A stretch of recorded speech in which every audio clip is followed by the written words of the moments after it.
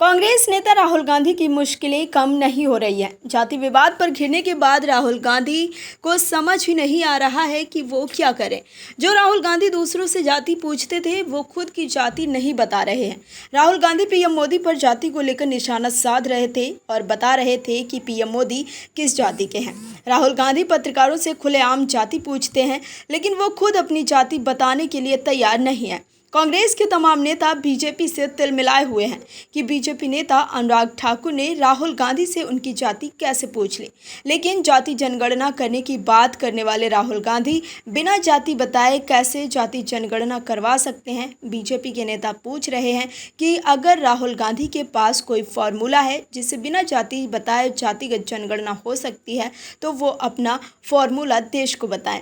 लेकिन जाति पर घिरने के बाद अचानक राहुल गांधी ने ईडी को लेकर बड़ा दावा कर दिया कि ईडी उनके खिलाफ कार्रवाई करने वाली है। सवाल उठ रहा है कि क्या जाति विवाद पर घिरने के बाद विक्टिम कार्ड खेलने के लिए राहुल गांधी ने ईडी को लेकर ये बड़ा दावा किया है।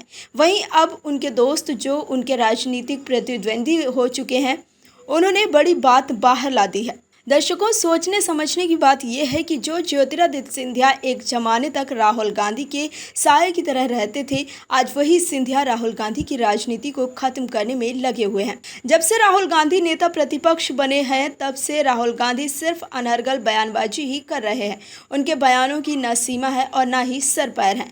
राहुल गांधी लोगों को सिर्फ गुमराह करने की कोशिश कर रहे हैं। कैसे, बताते हैं आपको इस रिपोर्ट में।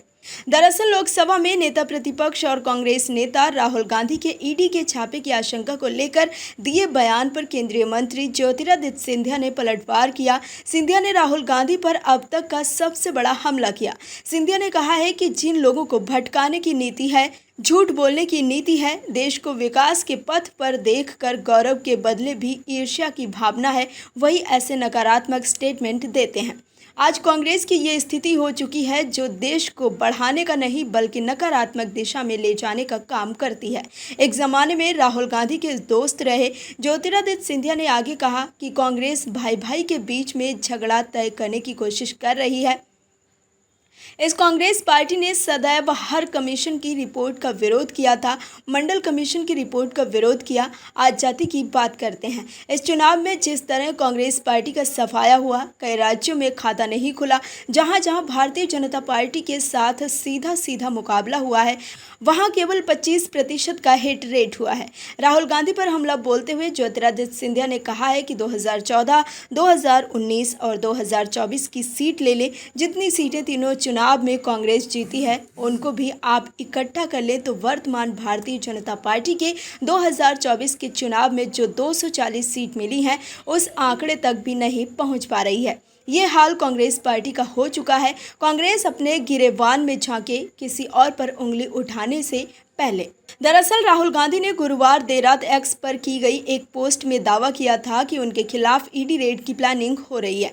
राहुल ने लिखा था कि 2-in-1 को मेरा चक्रव्यूह भाषण पसंद नहीं आया। ईडी के अंदरूनी सूत्रों ने बताया कि मेरे खिलाफ रेड की योजना बनाई जा रही है। मैं ईडी अधिकारियों का बाहें फैलाकर इंतजार कर रहा हूँ, चाय और बिस्किट मेरी तरफ से। इससे पहले राहुल गांधी ने संसद में दिए भाषण में बजट की तुलना महाभारत के चक्रव्यूह से की थी। उन्होंने कहा था कि 6 लोगों का एक ग्रुप पूरे देश को चक्रव्यूह में फंसा रहा है। लेकिन उसके बाद बीजेपी नेता अनुराग ठाकुर ने जाति पूछी तो राहुल गांधी भड़क गए और फिर जाति विवाद पर उनके लिए बोलना मुश्किल हो गया। इसके बाद ही राहुल गांधी ने ईडी रेड को लेकर दावा किया। ऐसे में सवाल है कि क्या जाति विवाद से बचने के लिए राहुल गांधी ने ईडी वाला ट्विस्ट लाया है या सच में ईडी रेड को लेकर उन्हें चिंता हो रही है। Bureau report, OMH news. और भी वीडियोस देखने के लिए चैनल को सब्सक्राइब करें और बेल आइकन को दबाएं।